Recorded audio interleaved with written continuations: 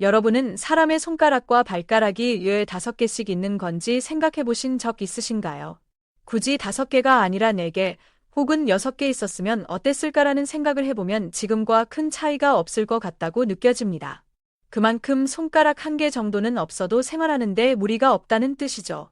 또 장기 중에서도 위에 암이 생길 경우 제거를 하는 일이 발생할 수 있습니다. 놀랍게도 위가 없어도 바로 장으로 연결하면 사람이 살아가는데 큰 지장이 없다고 합니다. 하지만 간이나 신장, 심장 같은 대체 불가능한 장기도 존재하듯 사람이 필수적으로 해야 하는 동작 중 하나가 바로 숨 쉬는 것입니다. 그러나 거의 모든 사람들은 숨을 쉰다는 행위 자체를 의식하지 않고 살고 있습니다. 그저 자연스러운 동작 중 하나일 뿐인데 만약 그것에 신경을 쓰기 시작하면 굉장히 불편하고 힘든 삶이 될 것입니다. 공황장애를 겪고 있는 사람이나 하루 동안 커피나 카페인을 과도하게 섭취한 사람은 이와 같은 경험을 해보지 않았을까 싶은데 밤에 숨 쉬는 것이 힘들어지고 신경이 쓰여서 잘 쉬어지지 않는 상황을 겪어보셨을 것입니다. 보통은 시간이 지나면 자연스럽게 나아지지만 심한 경우 의식을 잃는 사람도 있죠. 또한 숨 쉬는 것이 원활하지 않아 구급차를 불러야 할 정도로 힘든 상황에서 구급차를 타고 가는 동안 상태가 나아지는 경우도 있습니다. 이처럼 숨 쉬는 것이 자연스러운 것처럼 평소에 의식하지 않고 있는 다양한 것들이 존재하는데요. 그런데 한국을 방문한 외국인들이 자신이 평생 신경 쓰지 않았던 부분들이 한국을 경험하고 나서 자국으로 돌아간 뒤 불편해지기 시작했다고 불만을 토하기 시작했습니다.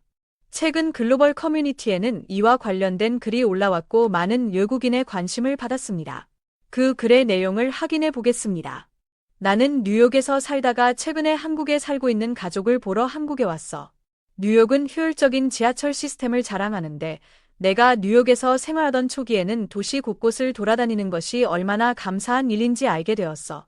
왜냐하면 뉴욕은 내가 생각한 것보다 훨씬 더 놀라운 도시였거든. 기차를 놓친 후 20분 이상 기다려야 하는 것, 술에 취한 사람들이 선로로 떨어지는 것, 방향 감각이 없는 사람들, 표지판을 따라갔음에도 출구가 나를 어디로 데려갈지 모른다는 것, 환승하는데 어려움이 있는 것들이 있었지. 하지만 나는 뉴욕 지하철 시스템을 사랑했고 4년 동안 이용하면서 익숙해졌어. 하지만 한국에 돌아오고 나서 내가 익숙해진 뉴욕 지하철 시스템이 점차 사라져버린 걸 깨달았어. 지금 나는 한국에 있는데 지하철에는 곳곳에 스크린도어가 설치되어 있어서 기본적으로 선로로 떨어지는 것이 불가능해졌어. 이제 더 이상 살고 싶지 않은 사람이 지하철에서 스스로 그 선택을 하기는 쉽지 않다는 거지. 심지어 열차 간격이 5분에서 6분 정도 되는데 때때로 이보다 짧은 간격으로 열차가 다가와. 다음 열차가 도착할 때까지 제캐머로 스스로 강화 유리를 깨는 시도는 불가능하다. 만약 누군가 죽고 싶다 생각하면서 그 유리를 깨려고 해도 그 강화 유리는 깨지지 않겠지. 그 유리가 내 몸부림에도 버티고 있다는 것을 보면서 나도 다시 한번 힘내서 살아봐야겠다는 깨달음을 얻게 돼. 게다가 역에서는 열차 정보를 쉽게 확인할 수 있는 애니메이션 보드가 설치되어 있어. 다음 열차가 몇 분 뒤에 올지, 어느 역에 있는지 등을 실시간으로 업데이트 해주기 때문에 내가 타려고 하는 열차가 이전 역을 떠났다고 표시되고 도착 30초 전에 찰랑거리는 소리와 함께 곧 도착한다고 알려줘. 뉴욕 지하철에는 이런 친절한 시스템이 없어서 서울 지하철의 과친절함이 조금 낯설기도 했어. 서울 시내 모든 버스 정류장에는 디지털 라이브 업데이트 게시판이 설치되어 있고 지하철에서 사용한 교통카드를 사용하면 무료로 이용할 수 있어. 나 같은 학생에게 너무나 필요한 시스템이지만 다시 말하지만 뉴욕에는 이런 친절한 시스템이 없다는 게 너무 낯설더라고. 또한 내 가족이 살고 있는 서초에는 지금 같은 무더위를 피할 수 있도록 에어컨이 설치된 장소들이 있어. 거기서는 심지어 휴대폰 배터리도 충전할 수 있다고 해. 만약 내가 그것을 본다면 당장 내 핸드폰을 충전하고 한국이 가난한 나라가 되도록 만들겠다고 농담을 할 정도야. 뿐만 아니라 서울에는 횡단보도마다 그늘막이 설치되어 있어서 보행자들이 태양으로부터 숨을 쉴 수 있도록 도와줘. 이 덕분에 한국인들이 비타민 D가 부족할 것 같다는 생각이 드는데 그래서 나는 당장 그 그늘막을 없애버리라고 말하고 싶을 정도야. 내가 서울 대중교통 시스템이 버릇없다고 생각한 이유는 엄격한 규칙 때문에 커피를 들고 버스를 탈 수 없다거나 제기랄 보행자 그늘막 아래에서는 누워서 잘 수 있을 정도로 공간이 부족하다는 불만을 토했기 때문이야.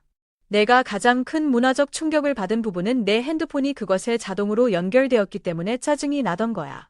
마치 내게 이 와이파이는 무료니까 한번 써봐라고 말하는 듯해서 화가 났어. 미국에서는 이런 친절함이 전혀 없으니까 말이야. 내가 글을 이렇게 버릇없이 쓴 걸 인정하지만 나는 뉴욕 지하철이 인류 발전의 절정이라고 생각해왔던 사람이라는 걸 알아야 해. 하지만 한국은 정말 멋진 나라인 것 같아.